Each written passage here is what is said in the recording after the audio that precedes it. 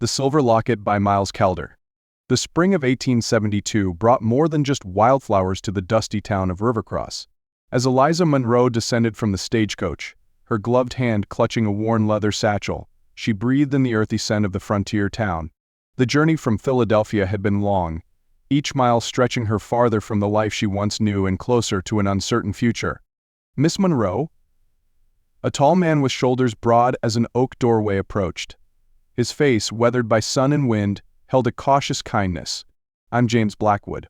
I received your telegram about purchasing land." Eliza nodded, studying the man who would become her business associate.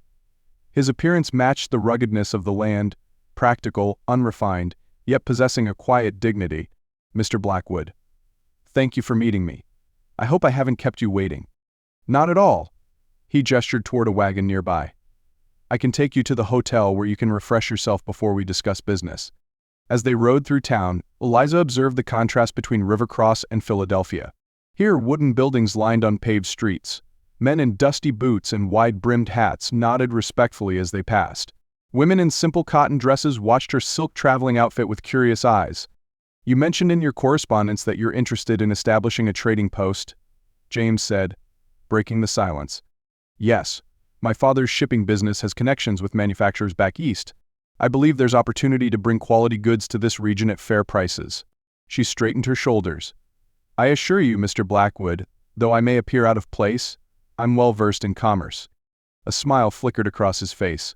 "I don't doubt your capabilities, Miss Monroe. I simply wonder why a lady from Philadelphia would choose Rivercross of all places." Eliza's fingers moved instinctively to her throat, where beneath her high-necked blouse hung a silver locket. "Sometimes, Mr. Blackwood, life presents unexpected paths." The following day, James took Eliza to view available properties. The spring sunlight bathed the rolling landscape in gold, revealing its raw beauty. "This plot borders Sweetwater Creek," James explained as they stood on a rise overlooking a stretch of land. "Good water access, close enough to town for customers, but with room to expand." Eliza surveyed the land, calculating possibilities. "It's promising. What can you tell me about the property's history?" "It once belonged to the Anderson family. They moved further west after the drought of '68. James paused.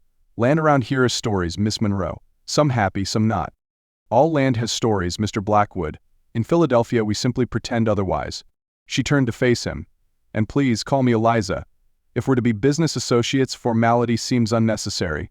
His eyes, the color of a summer sky, studied her with new interest. "Then you must call me James." As they rode back to town, James pointed out landmarks and shared local knowledge. Eliza found herself drawn to his straightforward manner and deep connection to the land. Unlike the men of her social circle in Philadelphia, James spoke without pretense. "That ridge there," he said, pointing to a distant formation, was a lookout point for the Cheyenne.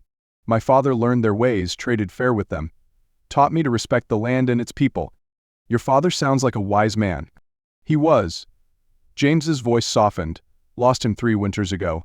Mother passed when I was young, so it's just been me since then." Eliza nodded, understanding solitude.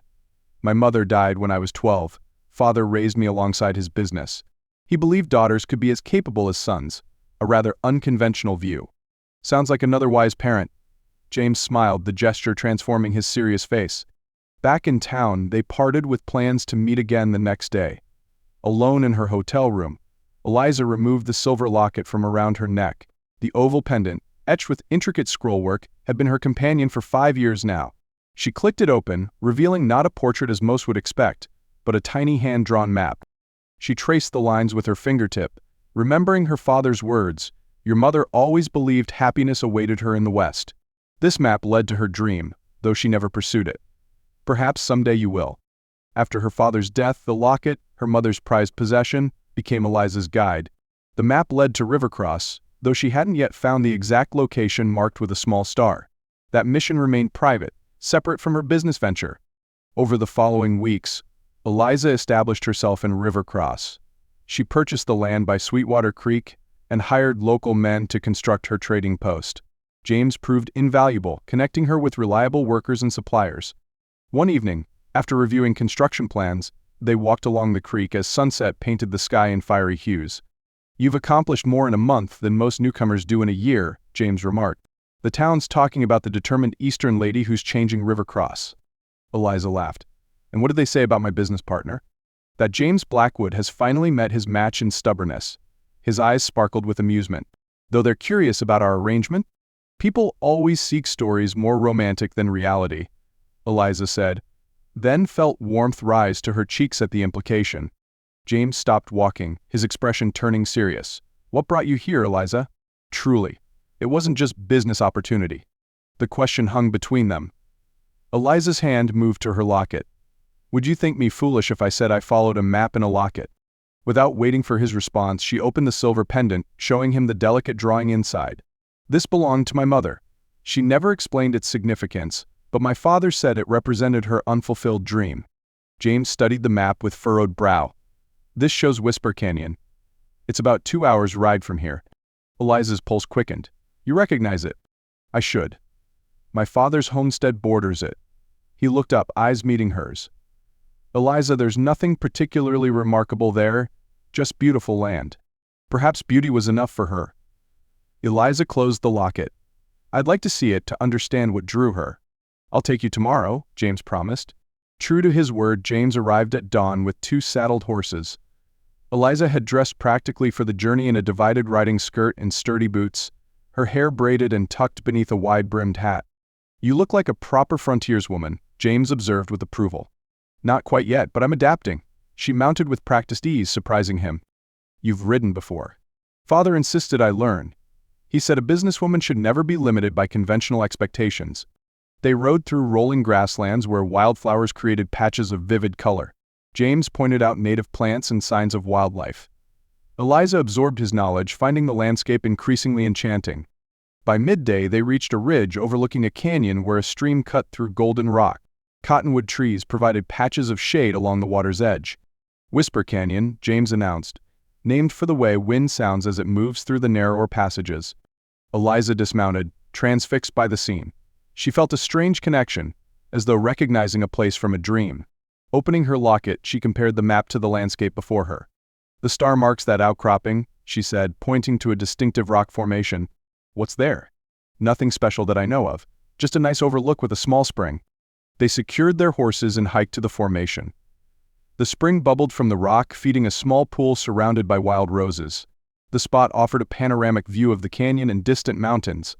It's beautiful, Eliza whispered. She knelt by the spring, overwhelmed by a sense of connection to her mother. This is what she dreamed of, what she never found. James remained respectfully silent, allowing her this moment of discovery. Eliza removed her gloves and dipped her fingers in the cool water. My mother was born in Boston, married young to a promising businessman. She followed my father to Philadelphia, where his business thrived. By all accounts, she should have been content. But she wasn't, James said softly. She would tell me stories of wide open spaces, of sunsets that set the sky ablaze, of freedom beyond city walls. I never understood where these visions came from. She'd never traveled west. Eliza looked up at him. Until now, I wondered if they were merely fantasies. Perhaps she knew someone who shared stories of this place, James suggested. Eliza nodded, considering. She kept this locket hidden. I only discovered it after her death, tucked inside a false bottom in her jewelry box. Father seemed unsurprised when I showed him, saying only that some dreams remain private, even in marriage. As they sat by the spring, sharing the lunch they'd packed, Eliza felt lighter than she had in years, as though completing an unspoken promise. Thank you for bringing me here, she said. James's gaze softened. Thank you for trusting me with this. The moment stretched between them, filled with unspoken possibilities. Summer arrived, bringing Eliza's trading post to completion. Monroe Trading Company read the freshly painted sign above the door. Inside, shelves displayed quality goods from the east alongside local crafts.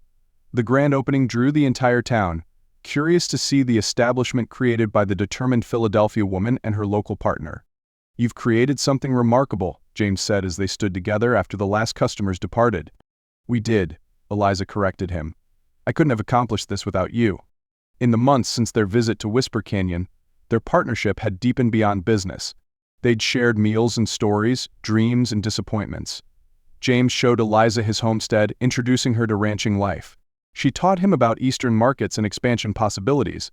Yet neither had spoken of the growing affection between them, cautious of risking their successful partnership. That evening, As twilight softened the landscape, James invited Eliza for a walk along Sweetwater Creek. "I have something to show you," he said, leading her to a spot where the creek widened into a tranquil pool. A small cabin stood nearby, newly constructed. "What's this?" Eliza asked, surprised. "I purchased this parcel adjoining your property." James looked uncharacteristically nervous. "I thought it might serve as a home for the trading post's manager." "But you have your ranch." "I do." He took a deep breath. "But I find myself drawn here more frequently." Understanding dawned in Eliza's eyes. "Are you suggesting?" "I'm suggesting that business partners sometimes discover they're meant to be more." He reached into his pocket, withdrawing a small wooden box. "This belonged to my mother." Inside nestled a simple gold band set with a small sapphire. "It's not as fine as jewelry from Philadelphia," he said. "It's perfect," Eliza whispered, emotion tightening her throat. "When you came to Rivercross, I thought you were just another Easterner who'd soon return home. Instead, you built a life here. You followed your mother's dream and created your own." James took her hand. "I'm asking if that life might include me as more than a business partner." Eliza touched the silver locket at her throat. "My mother never found her place here, but I believe she led me to mine." She looked up at him, joy illuminating her face. "And yes, that place is with you." Autumn painted Rivercross in russet and gold when Eliza and James married beneath the cottonwood trees by Whisper Canyon. The town turned out to witness the union of the Eastern businesswoman and the Western rancher, whose partnership had brought prosperity to the region. After the ceremony, they stood together by the spring where Eliza had connected with her mother's dream. "I have something for you," James said, presenting her with a small package wrapped in soft leather. Inside, Eliza found a silver chain designed to hold her locket alongside her wedding ring, when work made wearing it impractical. "So you can keep both treasures close," he explained. Eliza opened the locket, showing him the map that had guided her journey. "This led me to the land my mother dreamed of." She closed it and looked up at her husband. "But you helped me make it home." As sunset bathed Whisper Canyon in golden light, Eliza Monroe Blackwood understood that the greatest journeys weren't marked on maps but found in the unexpected turns of life. Her mother's unfulfilled dream had become her own completed story, one of courage, discovery, and a love born where Eastern ambition met Western strength, as enduring as the land that brought them together.